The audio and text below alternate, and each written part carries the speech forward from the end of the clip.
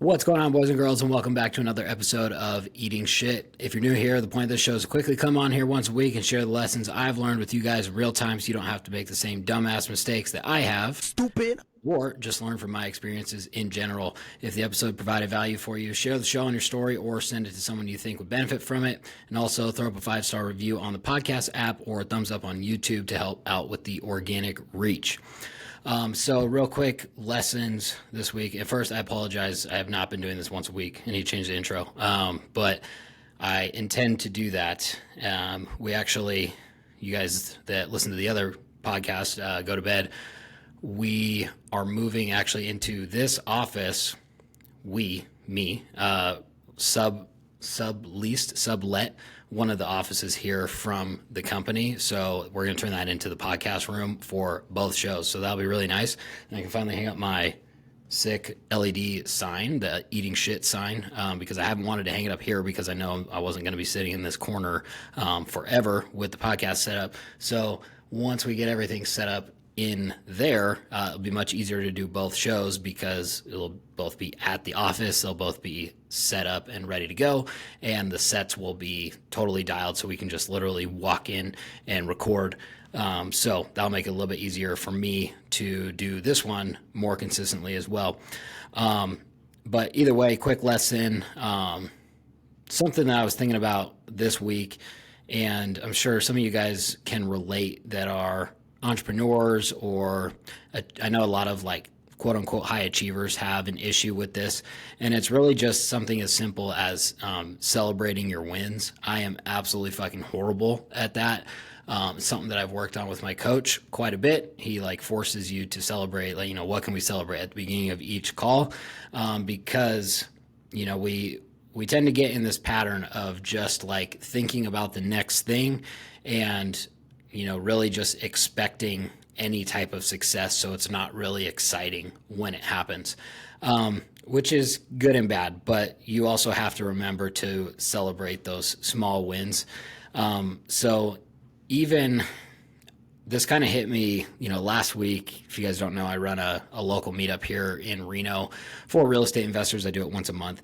And after the meetup, someone asked me something about kind of like how to contact someone that had like an overgrown house or something. So I was kind of explaining how I would do it. And then someone kind of butted in off of that question. And then it turned into like this little roundtable discussion with only like 5 or 6 of us because everyone else had left by that time. There's probably like about 40 people there total.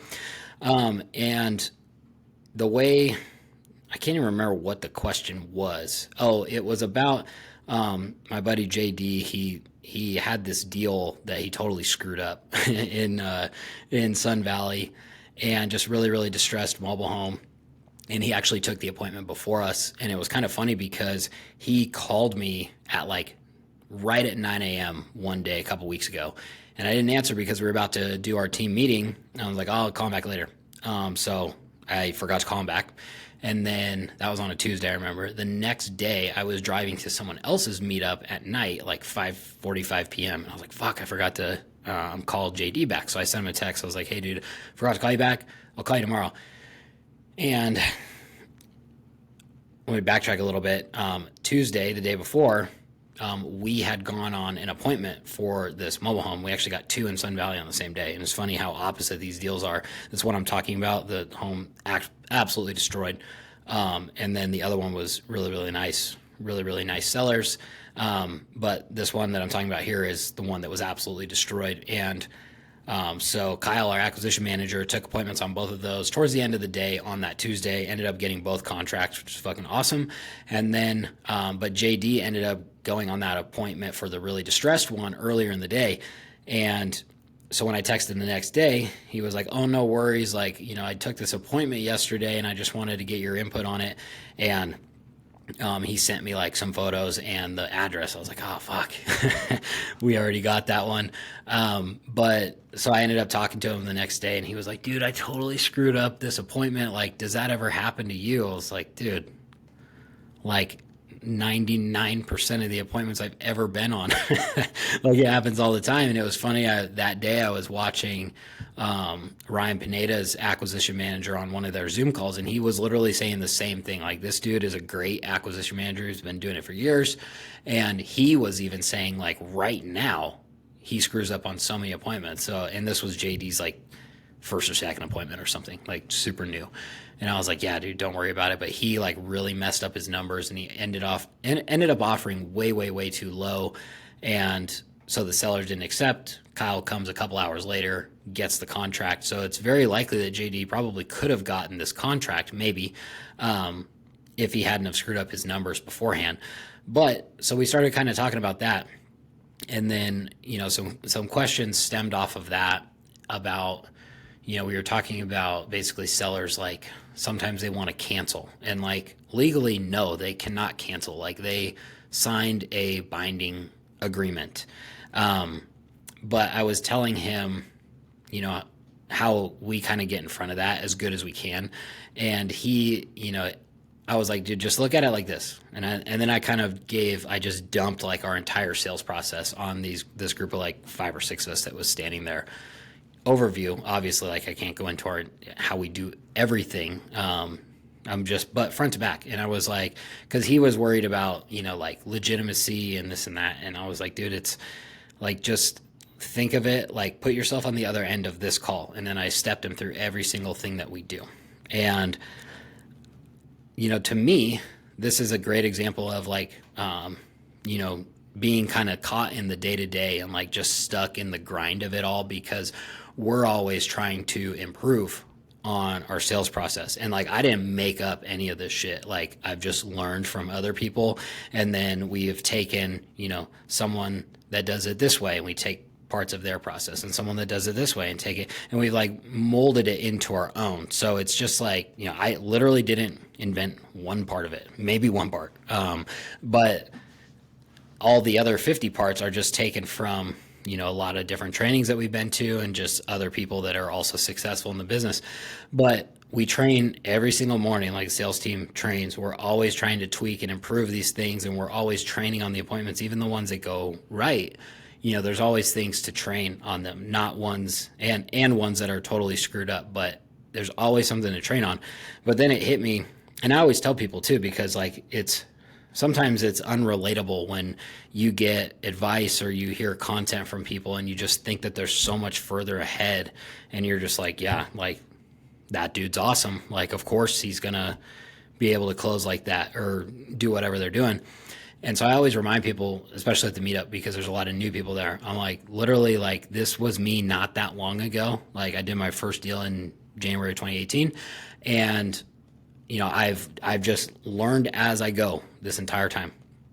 And really, for like dialing in an actual sales process, like you can get pretty far with not fucking knowing anything. Like, I'm living proof of that. You can definitely do deals without knowing anything. I'm living proof of that. But then it comes a time later on where, you just learn things by force when you start doing deals and actually doing, taking the right action and wanting to learn and grow and stuff like that. Like, even when you screw up, like, I have to commend JD for that, because that's exactly what I would have done too. If I knew someone back then that was taking appointments direct to seller and I totally screwed one up, I would have reached out to them and been like, dude, what did I do wrong? And that's exactly what he did. But even as, when that was me in 2018, 2019, when I was just started out just wholesaling before flipping and on my own, I would, I'm taking these deals to buyers or leads to buyers and stuff like that. And then they would say like pass or no. And then I would always follow it up with like, well, basically why, or like, because I'm trying to learn like why this one would be a pass when the last one that we did is very, very similar and that was not a pass. So then you start picking things up as you go. And now over 120 deals in, like, we still learn things on literally every single deal. There's not two that are exactly the same. There's very few that are just easy peasy front to back. There's like shocking how easy they are. There's very few like that. They're always filled with problems and things to solve and things to do for the sellers and title issues and this and that. So you're always learning. But totally forgot where the fuck I was going with that, but it doesn't matter because I still commend JD for wanting to learn. But that's what I was saying is that, as you go along, you just learn shit. And then, I learned even sooner ago, that doesn't make sense, but whatever, about like a sales process and like, this is like a sales appointment. And I told JD, I tell everyone this, I was like, dude, it's like shocking that knowing what I know now, it's shocking that I did any deals at all, because literally my appointment process, the word process was not even a thing to me.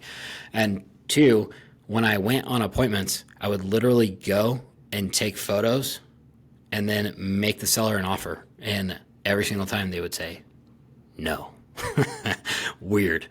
And now it's like, dude, that is so bad. And that's probably pretty close to what JD did because he doesn't know any better. And so I have to remind people that I was like, dude, that's how I used to do it until I learned like, there's a different way to do this. There's a better way to do this. Like what the service that we're offering is for a specific situation. And like, if the seller is not in that situation or some variant of it, they're going to say no, and they should, because that's not a good fit. That's why, we do the things we do now as far as like pre-qualifying the leads up front. And then, really digging into what the seller's situation, their goals, and, trying to make it easy on them on the appointment. And so anyway, yeah, he was just bummed about that, and then he brought it up again at the meetup. And so I'm dumping like, this is how we do it. And I realized once I'm like explaining, we do it like this, we do it like this, we say this, then this happens, then this happens, then this happens. And I was like, damn, and they're all like mind blown. These guys, they're just like, fuck, because it's so far and above what they're doing on appointments currently, if they're even going on them. And to me, I'm just like, yeah, this is like where we're at, like in the progress. This is what we do right now. To them, they're like, holy shit, that's way better than whatever it is I'm doing or not doing right now. And it really kind of made me like take a step back, and I was like, like we're a lot better than we think we are as far as like what we're doing in the business. And you just forget that sometimes, because when you're here every single day and it's just been like tiny incremental increases from what it used to be, it seems the same. I've told my coach that many times, where I'm like, dude, I feel exactly the same as when I did my first deal. Like I don't feel any different.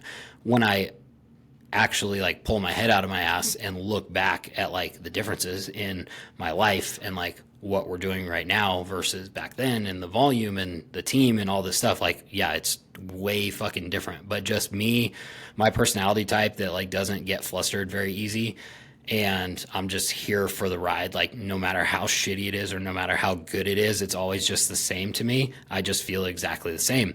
And like, that's not a good way to live all the time.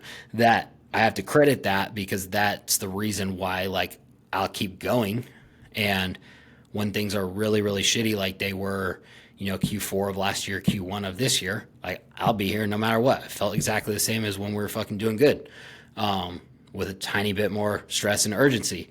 And then when things are good, like they were last month, I feel exactly the same. But you really have to take a step back and like think about how far you've come. And there's a really good book on this called The Gap and the Gain that I highly recommend everyone listening to this should read. And it's about exactly that, where most people just live in the gap all the time. The gap is from where I'm at right now to where you want to be in the future. You're always just thinking about that gap.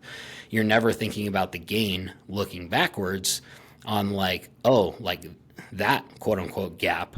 When you look backwards, that's a pretty big gap, but we never even think about that, because once you pass that milestone, you're just like, whatever, on to the next one.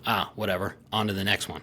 So that little interaction, it's funny how doing that, because like I'm sitting there, I'm not doing this, for my own benefit. telling these guys that are like, if you want to look at it that way, like they are my competitors, like they do the same business and they're in the same market as me. And I'm telling them exactly how we do it.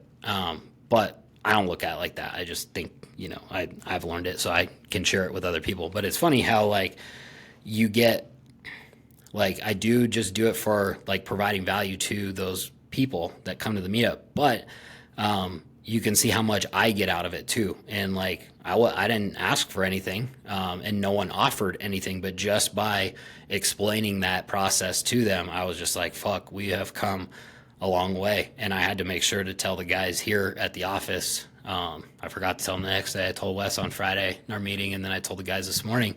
I was just like, hey, like this is what happened. And it made me realize like, we're pretty fucking good. Like we're not anywhere where I want to be yet, of course, but we're pretty fucking good. And we're really fucking good compared to how bad I used to be not that long ago. So keep that in mind, whatever you're doing.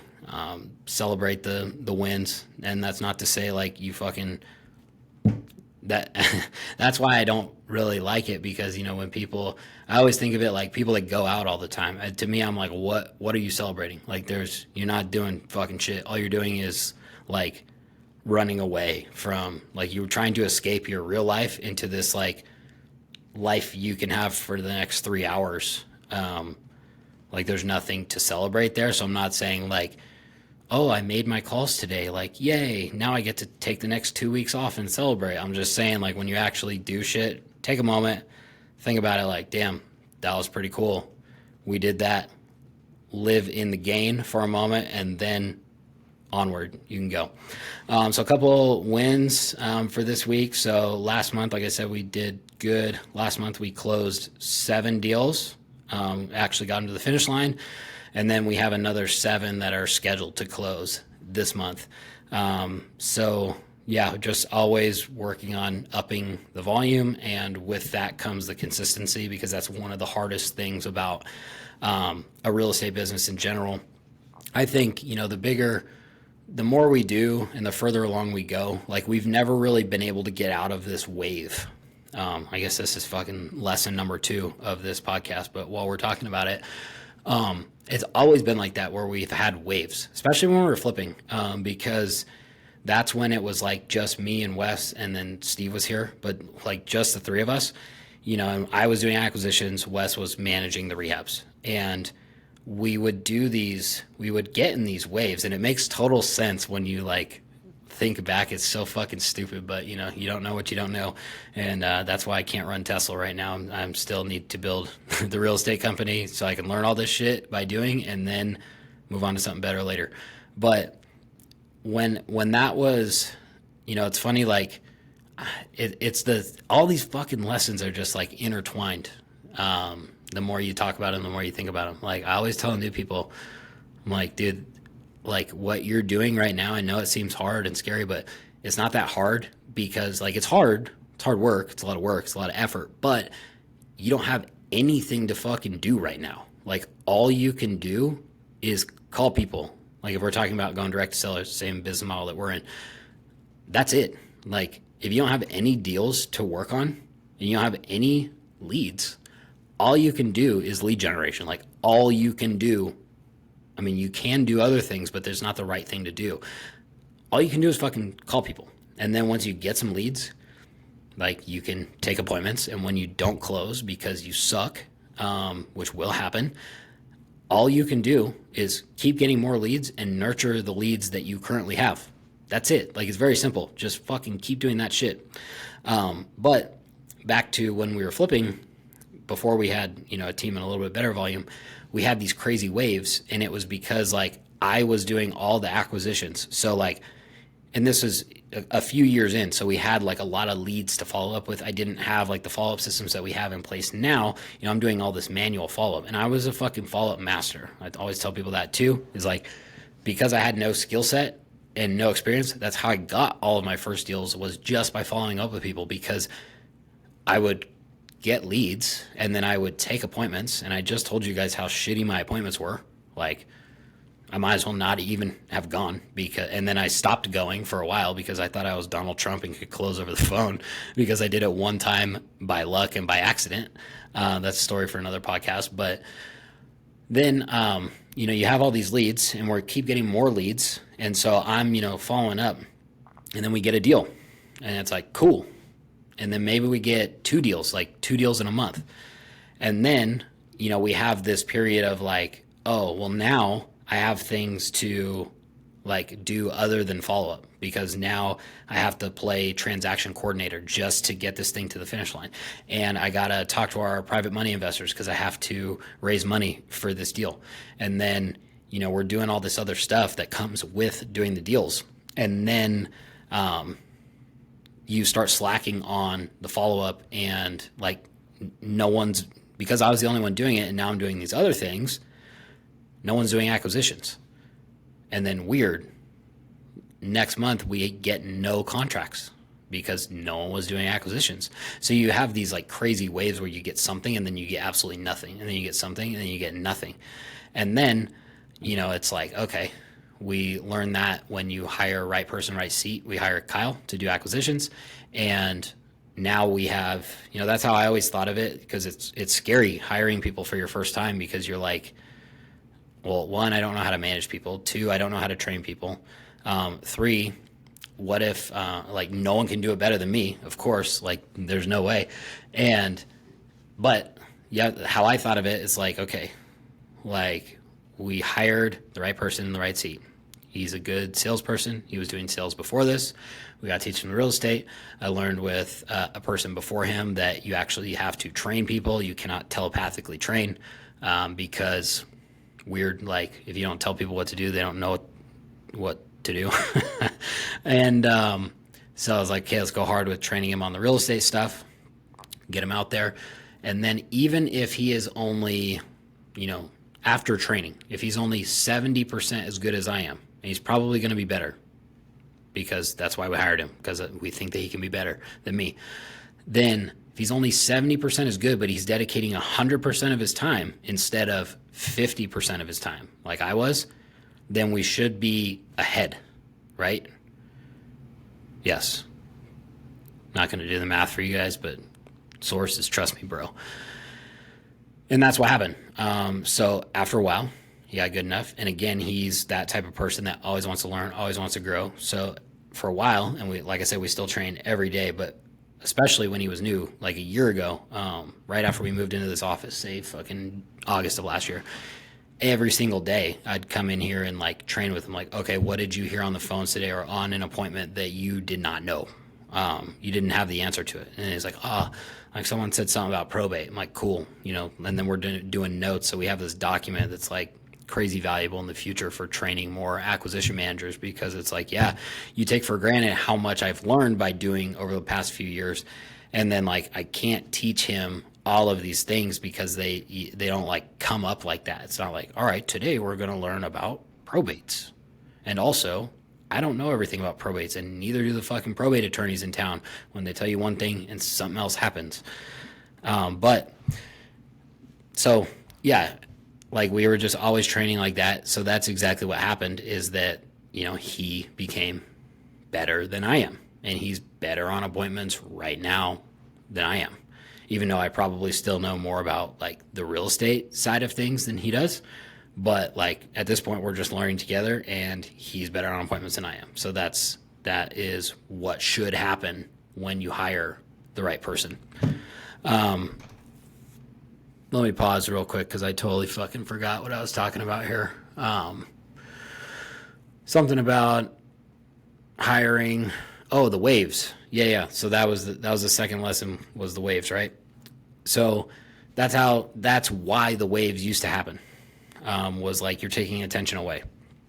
But the waves still happen now, even when we have a dedicated acquisition manager. And then, now we have the junior sales guy, who we call like the BDR, business development representative, similar to a follow-up specialist in other people's organizations. And same thing now that Kyle, he should only be doing appointments all day long, whether they're in person or over the phone. An appointment is where you make an offer on a property. But if he's handling all of acquisitions, he's also doing all of the pre-qualification of the leads, talking to people and doing follow-up and stuff like that. That's a whole nother role. So then we increase the volume enough, even with these waves, where it's like, okay, it makes sense to hire a BDR. So now we have Miner, who's our BDR, and that's what he's doing all day, is just pre-qualifying the leads, setting appointments for Kyle, and then also handling the follow-up, because Kyle, a trained salesperson that should be on appointments all day, should not be doing follow-ups from 6 months ago. That's like, hey, I'll talk to you in 6 months. Like, that's not the job for that person. That's a job for a follow-up specialist who just is trying to warm up old leads and set more appointments for Kyle if the seller's ready to sell and it's worth Kyle going on the appointment. So now, we always have these waves, and that's when I started going off on this tangent, where it was like, I think that we're always going to have some waves, because it just happens like that sometimes. Even if we're consistent on locking deals up, usually we're locking deals up with a 30-day close, but out of nowhere, this one has to extend 2 weeks. And then, we have like a dry spell for the first 2 months of a month or whatever. And then that's what happened last month, actually, is because the month before that was horrible, because I think we only closed like 2. But we were supposed to close like 4 or 5, but they got pushed into the next month. So I know, that's why it comes in waves. Now it's like we had a bad month. Now last month we had a good month. This month we have 7 scheduled to close, and that would be like consistent, 2 good months in a row. But you never know. Like, some of them might get pushed to the next month, and all of a sudden it's not great. But then maybe August will be better. The waves are still there. It's just how they fall. Even if you were locking up a deal a day, like, you're going to have some months that are way better than others. But if you're doing that type of volume, you're never going to have those waves that we had, where it's like, fuck, we didn't close anything this month, like literally 0. Your bad months will still be enough to stay alive and stay afloat. And then you'll just have really, really good months versus some deals and 0 deals. So it took us a long time to get out of that. And it feels like we're finally, knock on wood, like out of that phase and into the next phase of growth, which is just a little bit of, the waves are a little bit higher from there. So yeah, I don't need to make this too long. Just got talking about that. But yeah, those were the wins, just the deals closing last month and then more scheduled to close. And that's all I want is, the growth and just seeing more consistency there. And now that we're kind of understanding more about how the business really functions and why, we have control over those things, and we can see it coming much sooner than like, oh, we haven't done any deals for the last 2 months. Like, what are we doing wrong? Like, we know now, because we track all the KPIs so closely, that like, if our leads are down for a week, we know that there's not as many leads to offer on. Kyle can't hit his offer goal, and then inevitably, like, we're going to lock up less deals, and then we're going to have that lull. So we're just really starting to dial in and see kind of like, oh, here's our problem right now. And maybe we fix that problem, and then another problem down the sales funnel pops up, because now we have too many leads. We can't process them all. That's when we hired Miner. And now, that bottleneck is fixed. And now it's back to, okay, like, we need more leads. Like, everyone's good. Everyone is like not at capacity yet. So now we just need more leads, increase the volume again. We're on to the next phase. And then, the waves get a little bit bigger from there. So anyway, thanks for listening. I will do a better job of getting on here for you guys that do listen or watch on YouTube. If you're on the podcast app, subscribe to the feekiflips YouTube channel. Confronting squatters videos going crazy for no reason 2 years later. It's funny how the algorithm works like that. And just pushing it to the weirdest people as well. You guys that are 30 minutes into this episode get the nuggets for sticking around. But yeah, I don't know. People are just like, he's like, why did YouTube push this to this person? Why did YouTube push this video to this 65-year-old woman that's going to come on my video and say, oh, you shouldn't cuss? You're like, okay, like, you sound like my mom. Just people that have no clue and don't understand why things work the way that they do. especially on the internet, have the most advice to give. But for anyone thinking that, there's about 10 million people on YouTube that make real estate content that all sound like robots and very professional. And this is how we do marketing. And this is how you flip houses. And maybe two of them, like, people give a shit about them because they're the first ones to do it. And everyone else that copies them, no one fucking cares about their content. You notice that? You notice how they get 0 views and no one fucking cares? That's because they're not being themselves. Lesson number 3, you guys are getting fucking nuggets on this episode. Be yourself. Like, I meet all these guys in person at these events, and they don't talk in real life like they do on YouTube because they are afraid of people like these 65-year-old women that come onto my videos and say, oh my God, I can't believe you flipped off the camera. Like, and that's always backhanded compliment too. Like, you make great, this content is good, but also it's not good. That's what all the comments are. And I'm like, dude, what the fuck are you afraid of? Like, why do you want to please this 65-year-old woman who, if she met you and you actually opened up in front of her, she's not going to like you anyway. So who fucking cares? Like, just talk how you would normally talk. And if they don't like it, cool. They're not your people. And then more people will be like, oh, I actually like this guy because he talks just like I do. And it makes it a lot more relatable when it's not, 25-year-old kid that's like trying to be super professional and teach people how to flip houses. Like, who's your target demo for that? Like, take it from me. This is exactly how I talk in real life. This is exactly how I talk at the meetup.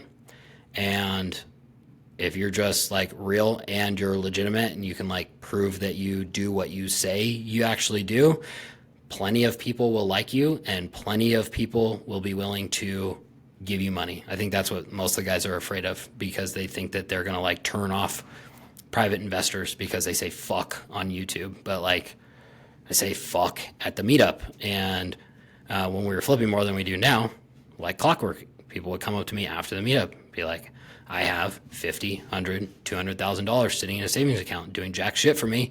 And I know I want to put it in real estate, but I can't find my own deals. I'm going to give it to you guys in the meantime.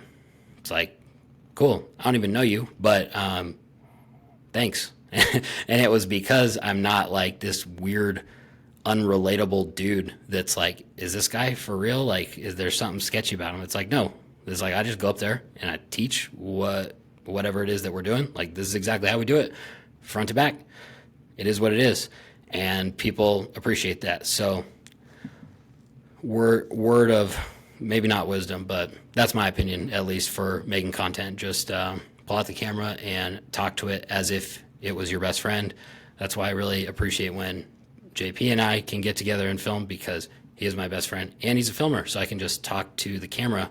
I talk to him while he's holding the camera, and that's when I have the best content, because that's, the closest version of my true self, instead of, it's so funny that I'm just trying to think of, like, if I did that video, how they liked it. One, they would have never saw the video, and two, like, they wouldn't have gotten anything more from the video. They just like can't believe that someone would say fuck on YouTube. It's like, dude, let's move past this. They're transing the kids right now. Like, we got more shit to worry about than that. Anyway, before I go fucking alt-right here and get banned off of YouTube, thanks for listening. We'll see you next time.